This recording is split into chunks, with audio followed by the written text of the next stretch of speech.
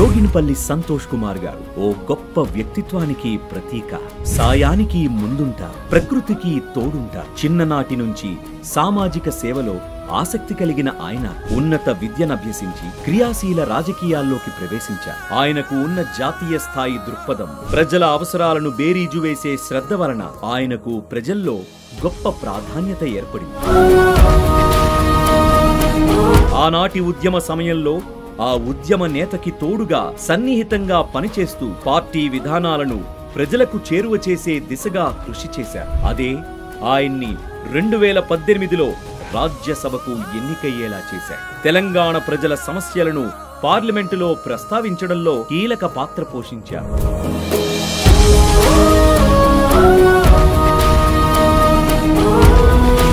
సంతోష్ కుమార్ గారి పేరు చెప్పగానే అందరికీ గుర్తొచ్చేది గ్రీన్ ఇండియా ఛాలెంజ్.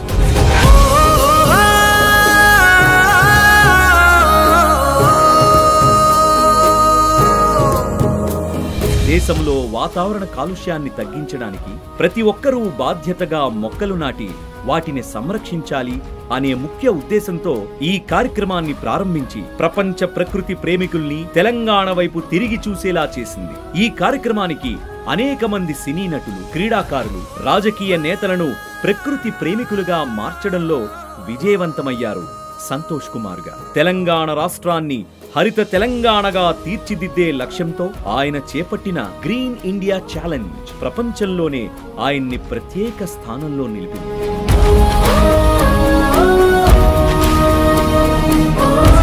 అంతేకాకుండా ప్రజల సంక్షేమం కోసం ఆయన చూపే శ్రద్ధ, సేవాభావం ప్రజల్లో ఆయనకు విశేష గౌరవాన్ని తెచ్చిపెట్టాయి. అటువంటి సంతోష్ కుమార్ గారు Keshavachandra Ramavath cinema pre release event కి ముఖ్య అతిథిగా విచ్చేసి తమ శుభాభినందనలు తెలియజేయడం చాలా సంతోషదాయకం. ఈ సందర్భంగా సంతోష్ కుమార్ గారికి చిత్ర బృందం ప్రత్యేక కృతజ్ఞతలు తెలుపుతోంది.